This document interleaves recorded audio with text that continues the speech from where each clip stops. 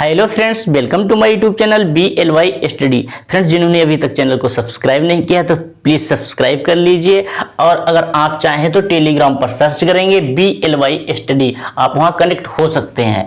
और WhatsApp group और Facebook page की लिंक डिस्क्रिप्शन में मिल जाएगी, आप चाहें तो वहां भी कनेक्ट हो सकते हैं। फ्रेंड्स, जो टॉपिक है आज का, insulation resistance of cable.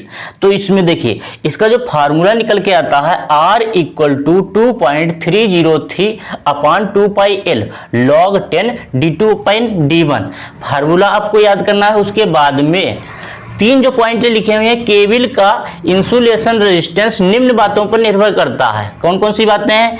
First number, cable की लंबाई L के व्युत्क्रमानुपाती होता है। सेकंड, इंसुलेशन की प्रकृति पर निर्भर करता है।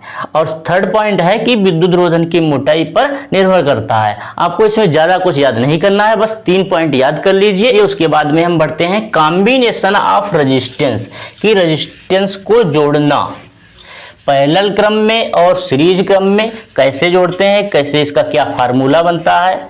और फ्रेंड्स, जिन्होंने चैनल को अभी तक सब्सक्राइब नहीं किया है तो यार आप कर लीजिए।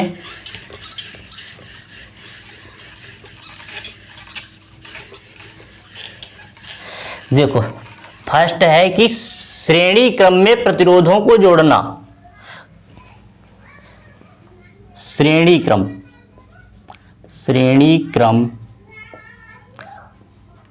तो इसमें आप लिखेंगे, माना कोई तीन रेजिस्टेंस R1, R2 और R3 श्रेणी क्रम में जुड़े हैं। R1, R2 और R3। बैटरी भी लगा देते हैं। अब श्रेणी क्रम में जब तीनों रेजिस्टेंस हैं तो यहाँ ये है V, तो यहाँ से कोई रेजिस्टेंस जाएगी I, यानी कि तीनों रेजिस्टेंसों में समान करंट फ्लो होगी। लेकिन अगर जो वोल्टेज अगर देखा जाए तो इसमें V1 होगा और इसमें V2 होगा, इसमें V3 होगा। तो हम यहाँ पर लिखेंगे V = V1 + V2 + V3, क्योंकि करंट तो सेम ही है।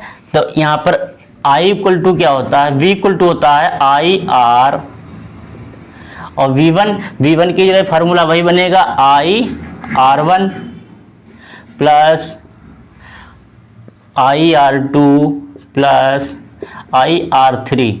यहाँ I कॉमन ले लीजिए, IR = I यहाँ कॉमन ले लीजिए, R1 + R2 + R3। तो यहाँ I कट जाएगा, R बराबर आ जाएगा R1 + R2 + R3। तो ये अगर तीन रेजिस्टेंस श्रेणी क्रम में जुड़े हैं तो आपका फार्मूला A आएगा। उसके बाद में आप लिखेंगे, यदि n रेजिस्टेंस श्रेणी क्रम में जुड़े हैं तो श्रेणी क्रम में जुड़े हैं तो equivalent resistance R equivalent R1 + R2 + R3 RN। तो ये फार्मूला निकल के आएगा किसके लिए? जब हम हमारे n प्रतिरोध जुड़ेंगे। इसके बाद में हम पढ़ेंगे कॉम्बिनेशन ऑफ रेजिस्टेंस पैरेलल क्रम में, समांतर क्रम में जब जुड़े हैं। समांतर क्रम में जो करंट होती है सभी प्रतिरोधों में अलग अलग होती है, और जो वोल्टेज होता है सभी में सेम होता है। लिखेंगे, समांतर क्रम में माना कोई तीन रेजिस्टेंस R1, R2, R3 समांतर क्रम में जुड़े हैं।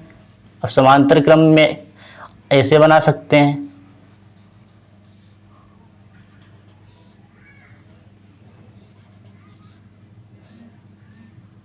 यहां से हम बैटरी भी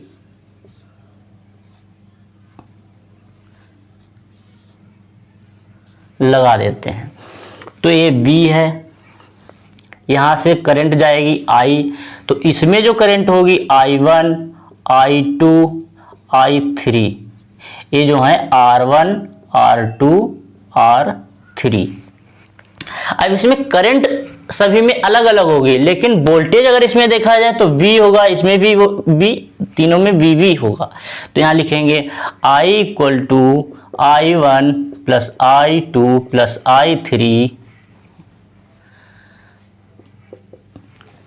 यहाँ से जो फार्मूला निकलेगा I बराबर V अपान R, यहाँ से निकलेगा V अपान R1, किसके क्रॉस देखेंगे, इसके क्रॉस, फिर निकलेगा V अपान R2, एक इसके क्रॉस होगा, इसके क्रॉस। अब यहाँ पर इसके क्रॉस का निकलेगा V अपान R3। तो यहाँ से अब देखो कॉमन ले लीजिए, V कॉमन ले लो, यहाँ क्या बचा, 1/R बचा।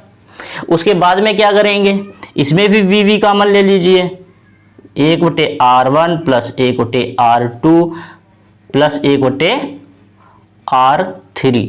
अब क्या करना है, देखो V और V कट जाएगा, V काट दीजिए, 1/R बराबर 1/R1 plus 1/R2 plus 1/R3।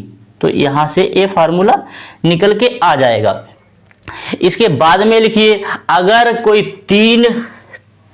अगर कोई n रेजिस्टेंस, यदि n प्रतिरोध समांतर क्रम में जुड़े हैं तो उनका equivalent resistance 1/R equivalent equal to 1/R1 plus 1/R2 plus 1/R3 plus dot dot dot 1/Rn।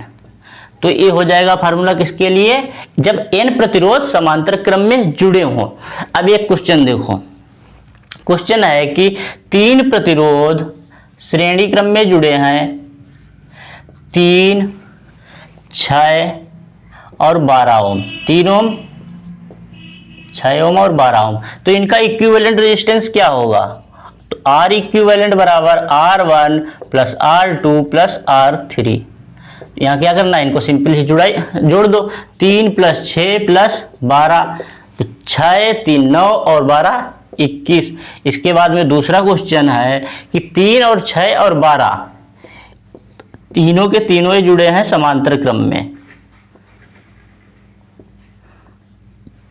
3, 6, 12, 3 ओम, 6 ओम, 12 ओम, तीनों जुड़े हैं समांतर क्रम में। तो इनका निकालना है इक्विवेलेंट रेजिस्टेंस, 1/3, 1/6, 1/12।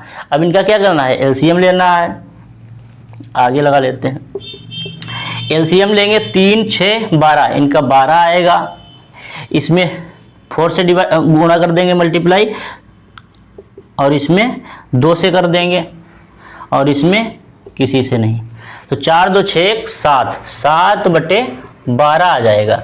अगर हम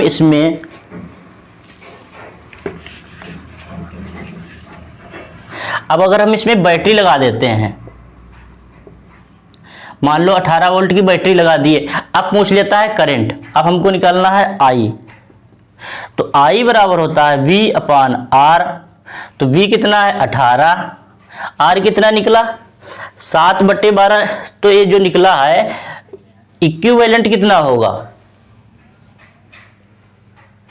इक्विवेलेंट R इक्विवेलेंट जो निकलेगा वो 12/7 निकलेगा। तो यहाँ पर 12/7 यानी कि 18 गुणे 7/12, 6 दूनी 12, 6 3 18, यानी 21 आ जाएगा। थैंक यू फ्रेंड्स, उम्मीद करते हैं कि वीडियो अच्छी लगी होगी और आपको समझ में आया होगा। वीडियो को लाइक कीजिए और चैनल को सब्सक्राइब कीजिए। मिलते हैं नेक्स्ट वीडियो में।